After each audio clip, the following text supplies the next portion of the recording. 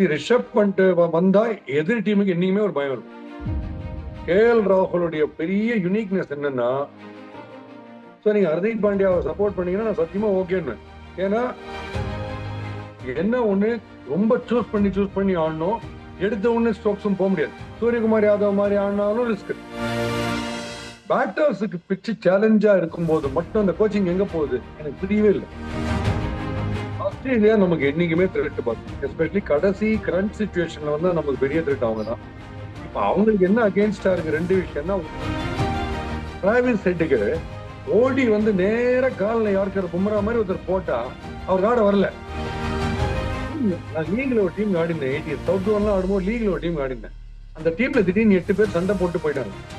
ஆனா சரி, இப்போ கேஎல் ராகுல் வந்து ஃபார்ம் வந்து பயங்கர அடியா தான் சார் இருக்கு. இப்போ நம்ம ஏற்கனவே நம்ம ஒரு இதுல பேசியிருந்தோம், நம்ம ரிஷப் பண்ட் நீங்களே சொல்லிருக்கீங்க, நீங்க வந்து டோனி ஆடுவீங்களா இல்ல ரிஷப் பண்ட் ஆடுவீங்களா, ரிஷப் பண்ட் மாதிரி பிளேயர் ஆடுவீங்களா இல்ல கேஎல் ராகுல் ஆடுவீங்களா கேட்டீங்க கடைசி 3-4 ஹவர்ஸ்ல.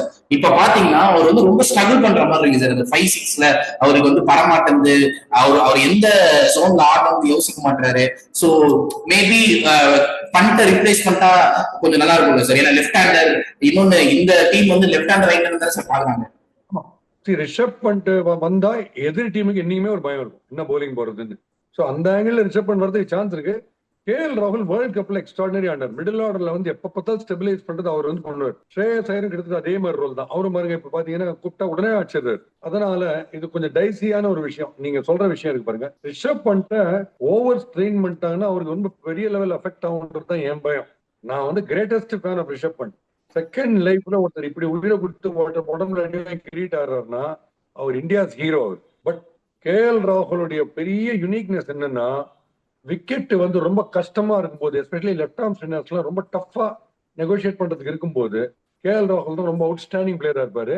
ஏன்னா ஒரு ஒரு எஜாஸ் பட்டேல், அப்புறம் நம்ம சாண்டனர் மாதிரியான டஃப்பான போலர்ஸ் ஸ்டம்ப் கிட்ட விட்டு ஸ்கொயர் கட் அடிக்கிற கெப்பாசிட்டி எல்லாம் ராகுலுக்கு தான் இருக்கு. இன்னொன்னு ஏரியா அடிப்பார் சார், யோசிக்காம ஏரியா அடிப்பார் சார். இப்போ எனக்கு ஒரே ஒரு டவுட் இருந்துச்சு சார். இப்போ இந்த ஸ்குவாட் அனௌன்ஸ் பண்ணிட்டாங்க, இப்போ இந்த டீம் வச்சுதான் ஆட போறாங்க. இந்த ஸ்குவாட்ல எனக்கு தெரிஞ்சு நீங்க எப்பவுமே ஒரு எக்ஸ் பிளேயரை சொல்றீங்க, அதாவது இந்த பிளேயர் வந்து ஒரு எக்ஸ் பிளேயரா இருப்பாங்க இந்த டோர்னமெண்ட்ல. நம்ம இதுல கூட சொன்னீங்க நிதிஷ் ரெட்டி தான் பாருங்க, நம்ம டெஸ்ட் மேட்ச் பேசிட்டு இருக்கும் நிதிஷ் ரெட்டி பாருங்க அப்படின்ற மாதிரி சொன்னீங்க. எனக்கு ஹார்திக் பாண்டியாவுக்கு இது வந்து ஒரு பெரிய வேர்ல்டு கப்பா இருக்கும் அப்படின்ற மாதிரி தோணுது சார், 2020 வேர்ல்டு கப் மாதிரி. ஏன்னா அவரோட போலிங்ல ஒரு நிறைய பவுன்சர்ஸ் போடுறாரு, முடிஞ்ச அளவுக்கு அவர் ஒரு 7-8 ஓவர் போடுற பாக்குறாரு, பேட்டிங்ல எங்க வந்தாலும் அடிக்க பாக்குறாரு. சோ அவரு ஒரு எக்ஸ் ஃபார்மட் பிளேயரா இருப்பாரு சார். வந்து பூனை கிட்ட வந்து நீங்க வந்து பால் வைக்கலாமா உனக்கு பிடிக்கிறதுக்குன்ற மாதிரி இருக்கு. என் மோஸ்ட் ஃபேவரட் ஹர்திக் பாண்டியாவுக்கு நான் வந்து ஒரு ஃபேன் கிளப்பே ஆரம்பிச்சிருவேன் நான் அந்த மாதிரி. ஸோ நீங்க ஹர்திக் பாண்டியாவை சப்போர்ட் பண்ணீங்கன்னா நான் சத்தியமா ஓகேன்னு. ஏன்னா எந்த சமயத்துல வேணா மேட்சை மாத்திடுவாரு. Lovely fielder, always in the game. அந்த ஆட்டிடியூட் தேவை. அதுவும் பாகிஸ்தான் மாதிரி டீம்ஸ் நம்ம ஃபேஸ் பண்ணும்போது ஹர்திக் பாண்டியா டெரிஃபிக்கா கிளிக் ஆவார். அவங்களுக்கு ஹர்திக் பாண்டியா பார்த்தாலும் கொஞ்சம் சிம்ம சொப்பனம் இருக்கும். நம்ம 10 for 4 10 for 5 இந்த சாம்பியன்ஸ் டிராபி மேட்ச்ல எல்லாம் பூந்தூர் 70 அடிச்சிருக்காரு. அதனால ஹர்திக் பாண்டியா நீங்க சொல்ற என் ஓட்டு உங்களுக்கே, நீங்க சொல்ற விஷயத்துக்கே என் ஓட்டு. சரி, இப்போ வந்து 2 ஃபாஸ்ட் பவுலர்ஸ், ஒரு ஹார்திக் பாண்டியா, ஒரு 2 ஸ்பின்னர்ல 3 ஸ்பின்னரோட தான் போவாங்க. அந்த மாதிரி ஒரு காம்பினேஷன் ஆடுவாங்க sir first match. Pakistan, Bangladesh, Pakistan. So அப்படிதான் ஆட பார்ப்பாங்க சார். அப்படிதான் போறது பெட்டர். ஹர்தீப் உங்களுக்கு ஹர்தீப் ராணா ஷமி இருக்காரு. ஸோ 3 பேரும் ஆடுவாங்களான்றது தெரியல. பட் இந்த பிச்சர்ஸை பொறுத்த வரைக்கும் ஒரு விஷயம், வேகமா ஓடியன் போட்டீங்கன்னா நீங்க பினிஷ்ட், ஒண்ணுமே பண்ண முடியாது. அதனால மூளையோட வைட் ஆஃப் தி ஸ்டம்ப்ஸ் போடுறது, ரவுண்ட் த விக்கெட்ஸ்ல மெதுவா ரசல் போடுற மாதிரி போடுறது, இப்படி யோசிக்கணும். ஸோ ஹர்திக் பாண்டியா டெஃபினட்டா டீம்ல ஆடுவாரு. 2 ஸ்பின்னர்ஸ், ஸோ 3 போலர் ஆச்சு. இன்னும் 2 போலர் தான். ஸோ 2 ஃபாஸ்ட் போலர் தான் ஆட முடியும். 3 ஃபாஸ்ட் போலர் ஆட முடியும் எனக்கு தோணல. 2 ஃபாஸ்ட் போலர் தான் ஆடும் சார். நம்ம இவரு வந்து ரோஹித் சர்மா இந்த லபர் பந்து படத்துல வந்து சொல்ற மாதிரி கெத்தா ரிட்டர்ன் வந்திருக்காரு. எந்த பக்கம் போட்டாலும் போன மேட்ச் அடிச்சாரு. அவர் அதுக்கப்புறம் ஒரு இன்டர்வியூ சொன்னாரு, நான் வந்து இத்தனை வருஷமா கிரிக்கெட் ஆடி இருக்கேன், எனக்கு தெரியும், நான் வந்து ஆடிட்டு இருக்கேன், எனக்கு இட் இஸ் அபவுட் டைம், எனக்கு தெரியும், ஒரு மேட்ச் கிளிக் ஆயிடுச்சுன்னா இன்னும் பிளேயிங் அப்படின்னு சொல்லிட்டு. பட் அதுவும் கோலிக்கும் அதே தான் அப்படின்ற மாதிரி சொல்லியிருந்தாரு. சோ அவங்க எல்லாம் ரெடியா இருக்காங்க இந்த சாம்பியன்ஸ் ட்ரோஃபிக்கு. ஏன்னா திருப்பி சொல்ற விஷயம், பவுன்ஸ் மட்டும் இல்ல, சீமிங் கண்டிஷன்ஸ் இல்ல, ஸ்விங்கிங் கண்டிஷன்ஸ் இல்லைன்னா இந்தியன் டீம் எல்லாருக்குமே செம்ம சொப்பனமாவே இருக்கும். இந்தியன் டீம் மட்டும் மார்க் போட்டு பாருங்க. நம்ம ஊர் ஸ்லோ விக்கெட்ல ஓடி வந்து 150 போடுறாரு. ஜோப்ரா ஆர்ச்சர் 240 போடுறாரு. திருப்பி 360 அடிக்கிறாங்க. அதனால எந்த இடத்துல என்ன போடுறோம்னு பார்க்கணும். துபாய் விக்கெட்ஸை பொறுத்த வரைக்கும் நமக்கு பேட்டிங்ல வந்து பாடி லைன் போலிங்கோ இல்ல அந்த மாதிரி பிரச்சனைகள்லாம் எதுவுமே கிடையாது. என்ன ஒண்ணு ரொம்ப சூஸ் பண்ணி ஆடணும். எடுத்த உடனே ஸ்ட்ரோக்ஸும் போக முடியாது. சூரியகுமார் யாதவ் மாதிரி ஆடினாலும் ரிஸ்க், அது முடியாது. ஓரளவுக்கு கிராஃப்ட் பண்றது, சூஸ் பண்ணி 2 சிக்ஸ் அடிக்கிறது, அப்படிதான் போய் ஆகணும். அதனால ரோஹித் சர்மாவுக்கு அந்த பிச்சஸ்ல ப்ராப்ளம் இருக்குன்னு எனக்கு தோணவே இல்லை. சர்வ சாதாரணமா ஆட்டுவார் அந்த பிச்சில், ஈஸியா ஆட்டுவார். அதுவும் அவங்க வேற ஃபாஸ்டா ஓவர போடுவாங்க. அந்த மீதி டீம்ஸ் எல்லாம் இன்னும் ஜாஸ்தி போகும் சிக்ஸ். சார் கம்பீர் அவரோட இது கோச்சிங் வந்து நீங்க முன்னாடியே சொல்லிருக்கீங்க, நிறைய குறைபாடுகள் இருக்கு, அவருக்கு சரி பண்ணிக்கணும்னு. இந்த சீரீஸ் இப்போ இங்கிலாந்து சீரீஸ் நடந்துட்டு இருக்கு, கோச்சிங் எல்லாம் எப்படி சார், ஓகேவா இல்ல வந்து இன்னமும் எங்கெங்க நிறைய மிஸ்டேக்ஸ் பண்ணிட்டு தான் இருக்காரா சார்? நம்ம வின் பண்ணும்போது ஒருத்தரை பாராட்டுறது, உதப்படும் போது அவர் கலடா பண்ண அந்த ஆங்கிளுக்கே நான் சொல்லு பாஸ். T20 ஃபார்மேட்டை பொறுத்த வரைக்கும் Gautam Gambhir is more comfortable கோச்சிங்ல. அதுல ரொம்ப டெக்னிக்கலா போக வேண்டிய அவசியம் இல்லை. அதுல மைண்ட் ஸ்ட்ராட்டஜி தான் ஜாஸ்தி. இப்போ ஓடிஐலன்னு வரும்போது அவர் எந்த அளவுக்கு அவர் திருப்பி திருப்பி இந்த ப்ராப்ளம் வரும். இந்த ஸ்ரீலங்காவோட வாங்கினோம் பாருங்க ஓடிஐல, அந்த மாதிரி ப்ராப்ளம் திருப்பி வரும். அதனால இதை நம்ம ஸ்பெசிபிக்கா சொல்ல முடியாது. இப்போ T20 பொறுத்த வரைக்கும் கேகேஆர் வந்து கப்படிக்கிறது போது அவர் கோச்சா இருந்தார், நான் அதெல்லாம் இல்லைன்னு சொல்லல. பட் மீதி பேட்டர்ஸுக்கு பிச்சு சேலஞ்சா இருக்கும் போது மட்டும் அந்த கோச்சிங் எங்க போகுது எனக்கு புரியவே இல்லை. பேட்டர்ஸுக்கு சேலஞ்சா இருக்கிற பிச்சில் நம்ம சரியா ஆட மாட்டேன்றோமே. அப்ப அதுக்கு ஏதாவது ஒண்ணு பண்ணணும். அது அவர் என்ன பண்றாருன்றது இப்ப நம்ம பார்க்கணும். இப்போ ஸ்பின் பிச் போட்டு நம்ம இன்னொருத்தர கவுத்துலான்னு பார்த்தா நம்ம கவுறோம். நியூசிலாண்டோட பவுன்சி பிச்சில் போனா டெக்னிக்கல் டெபிஷியன்சி நமக்கு ஆட வரல.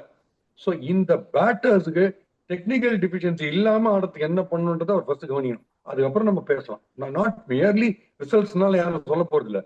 பட் கண்டினியூஸா உதப்பட்டுனே இருந்தோம். அது காரணம் பேட்டிங் பிரச்சனை நமக்கு சொல்லிதான். சார் பாகிஸ்தான் நம்ம பங்காளி டீமோட ஆட போறோம் இந்த வேர்ல்டு கப்ல. ஏற்கனவே கடைசியா நம்ம சாம்பியன்ஸ் ட்ரோஃபி ஃபைனல் ஒண்ணு அவங்க கிட்ட தான் தோத்தோம். துபாயில வந்து T20 வேர்ல்டு கப்லயே அவங்க கிட்ட போய் அடிபட்டோம். அவங்க வந்து பாகிஸ்தான் மீடியால இப்பவே சொல்ல ஆரம்பிச்சிட்டாங்க, இந்தியா மேட்ச் வந்து கண்டிப்பா வந்து ஜெயிச்சிருவாங்க பாகிஸ்தான் அப்படின்ற மாதிரி இப்பவே சொல்ல ஆரம்பிச்சிட்டாங்க. கான்பிடென்டா வருவாங்க sir Pakistan. The guy who is scared of the dark keeps whistling வாங்க. ஸோ பயத்திலேயே உடைந்துருவாங்க. அவங்களுக்கு இந்தியா ஏதாவது வேர்ல்டு அப்படின்ற ஒரு வார்த்தையை சொல்லிட்டீங்கன்னா ஒரு கப்புன்னு உடனே உதப்படுறாங்க. அதெல்லாம் ஒன்றும் ப்ராப்ளமே கிடையாது. அவங்க கத்தினே இருக்கட்டும். அவங்க வந்து இந்த கடைசியில யாராவது நவாஸ் மாதிரி யாராவது ஒருத்தர் லாஸ்ட் ஓவர் போடுவார், நமக்கு பிரச்சனையே கிடையாது, நம்ம தான் ஜெயிப்போம். நமக்கு தோதா வர மாதிரி ஆஸ்திரேலியா ஒரு 6 இன்ஜூர்டு பிளேயர்ஸ் வச்சிருக்காங்க போல இருக்கு. 15 பேரை சொல்லி அதுல 6 பேரை வந்து மாத்தின முதல் வேர்ல்டு கப் டீமா அவங்க மாறி இருக்காங்க சார். மினிமம் கிட்டத்தட்ட 6 பேர் மாறி இருக்காங்க. இன்னைக்கு ஸ்டார்க்கு ரூட் அவுட் சார். சோ வந்து அவங்களோட ஃபர்ஸ்ட் லைன் அட்டாக்கே கிடையாது சார். ஸ்டார் கமின்ஸ் ஏசலுட்டே கிடையாது. ஆஸ்திரேலியாவோட வாய்ப்பு சாம்பியன்ஸ் ட்ரோஃபில அவங்க தான் வந்து கப்பை டிஃபெண்ட் பண்றாங்க. சோ அவங்களோட வாய்ப்பு சார். ஆஸ்திரேலியா நமக்கு என்னைக்குமே த்ரெட் பாஸ், எஸ்பெஷலி கடைசி கரண்ட் சிச்சுவேஷன்ல வந்து நமக்கு பெரிய த்ரெட் அவங்க தான். இப்ப அவங்களுக்கு என்ன அகேன்ஸ்டா இருக்கு 2 விஷயம்னா, ஒண்ணு நீங்க சொன்ன மாதிரி 3 பிளேயர் இல்லை இப்போ, அது ஒரு பெரிய மைனஸ். அந்த மாதிரி பிச்சஸ் நேச்சர்ல இருக்கும்போது இந்தியாவுக்கு பெட்டர் சான்ஸ். இந்தியாவோட அவங்க ஜாஸ்தி கஷ்டப்படுவாங்க அந்த மாதிரி பிச்சஸ்ல.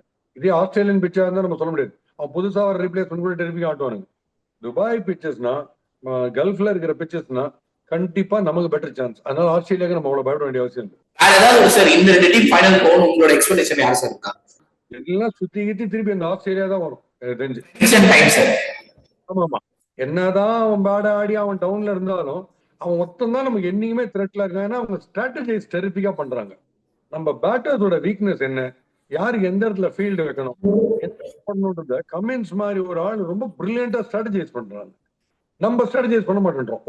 ஒரு நம்ம டிராவிஸ் ஹெட்டுக்கு ஓடி வந்து நேர காலில் யாருக்கிற பும்ரா மாதிரி ஒருத்தர் போட்டா அவருக்கு ஆட வரல, ஆனால் நம்ம போட மாட்டேன்றோம். கட்சியில பாருங்க சிராஜிக்கே அவர் யார்கர்ல விட்டாருன்னு யோசிச்சு பாருங்க. அந்த யார்கரோ இல்ல வயிற்றுக்கு நேரம் பால பவுன்ஸ் பண்ணா சரி ஆட மாட்டேறாரு. நமக்கு தெரியுது, எனக்கு தெரியுது பார்க்கும்போது. அதை பிளான் பண்ணி நம்ம எடுக்க மாட்டேன்றோம். பட் இதே தோனி வந்து அதை சத்தியமா பண்ணுவார் ஒருத்தரை வச்சு கரெக்டா. ஸோ ஸ்ட்ராட்டஜிஸ் பொறுத்த வரைக்கும் ஆஸ்திரேலியா நம்மளோட அப்ல இருக்காங்க. அதனால எனக்கு தெரிஞ்சு ஒரு த்ரெட் வந்து ஆஸ்திரேலியா தான் எப்பவுமே. India Australia final sir. இதுலயுமே 2023 வேர்ல்டு கப் பழிவாங்குமா இந்தியா அப்படின்னு டைட்டில் வச்சிருக்காங்க சார். இந்தியா வந்து கப் அடிக்குமான்னு நான் அது நம்ம ஏன்னா இந்த எக்ஸ் ஃபேக்டர் நிறைய ஃபேக்டர்ஸ் இருக்கு. திடீர்னு வந்து கிளவுடி கண்டிஷன்ஸ்ல கம்பீர் உணர்ச்சி வசப்பட்டு பேட்டிங் ஆடலான்னு போவார் கிளம்பி, அவரே போயிடுவார் பேட் கட்டின்னு. அதெல்லாம் ரொம்ப ரிஸ்க். அதனால இந்தியா அப்படின்னா அன்னைக்கு ஒரு 1 hour கம்மியா தூங்குவாங்க ஆப்போனன்ட் பிளேயர்ஸ் எல்லாருமே. அந்த த்ரெட்டு தான் நமக்கு பெரிய பிளஸ் பாயிண்ட். இப்போ சைக்கலாஜிக்கலா ஷேன் வான், முத்தையா முரளிதரன் இல்லையா, அப்புறம் ஜேமி ஆண்டர்சன் அப்படின்னாலே கண்டிஷன்ஸ் அவங்களுக்கு ஹெல்ப் ஆகுதோ இல்லையோ, அவன் 6 ஓவர் இருக்குல்ல அப்படின்ற ஒரு பயம் இருந்துன்னே இருக்கும்ல. அந்த பயம் இந்தியன் டீம் வருது அப்படின்னா மீதி அத்தனை டீமுக்கும் இருக்கும். இதை தான் நான் பிளஸ் பாயிண்டா சொல்றேன். அதை நம்ம கரெக்டா யூஸ் பண்ணிடும். சிச்சுவேஷனுக்கு ஏற்ற மாதிரி கிரிக்கெட் ஆடணும்.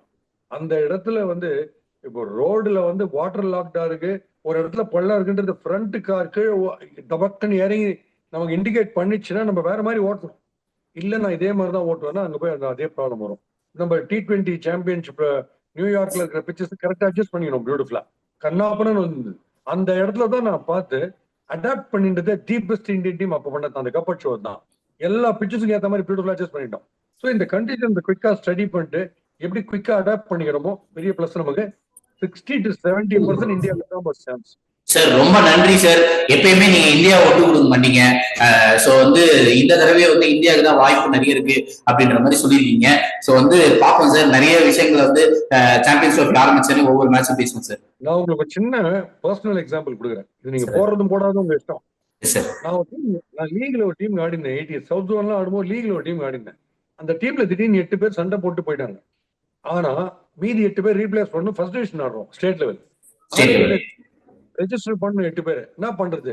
டென்னிஸ் பால்ல என் கூட PSI ஸ்கூல்ல மயிலாப்பூர்ல ஆடிந்த ஒரு 7-8 வாண்டு பசங்க, 6,500 பசங்களுக்கு டபுள் நெட் மெட்டீரியல்ல வந்து ஃபுல் பேண்ட் எல்லாருக்கும் வாங்கி கொடுத்து நேர TNCக்கு அந்த 8 பசங்க லைசன் போய் கையெழுத்து போட வச்சு அவங்க ஸ்ட்ரைட்டா லீக் ஆடுறாங்க, நேர ஃபர்ஸ்ட் டிவிஷன் ஆடுறாங்க. இந்த மாதிரி நீங்க பாத்துருக்கீங்களா? ஸ்டேட் லெவல் நேர கிரிக்கெட் பால்ல போய் ஆடுறாங்க 8 பேர். எல்லா மேட்சும் உதப்பட்டோம். ஆனா அவனுங்களை வச்சுட்டு இந்த 8 மேட்ச் ஆடினா. அதனால நம்ம வந்து விட்டுடவே கூடாது லைஃப்ல. We should never give up. நமக்கு போச்சு மேட்ச்னு நினைச்சிடவே கூடாது. என்ன வேணா நடக்கும், நம்ம ஜெயிக்கிறோன்ற ஒரு பாசிட்டிவிட்டில தான் ஆடணும் கிரிக்கெட். அதுக்கு வந்து பெரிய எக்ஸாம்பிள் 2024 T20 வேர்ல்டு கப். போன வேர்ல்டு கப் வந்து அப்படியே சூரியகுமார் யாதவும் ஹார்திக் பாண்டியாவும் பிடிச்சி எடுத்துட்டு வந்த மாதிரி தான் நம்ம யோசிக்கணும். Exactly, perfect sir. சோ வந்து நிறைய நம்ம மேட்சஸ் இருக்கு சார். எல்லா மேட்சஸ் முடிஞ்ச உடனே நம்ம வந்து அலசி ஆராய்வோம் சார். நன்றி sir. Right, thank you. Wishing you good luck and wishing Indian team great luck.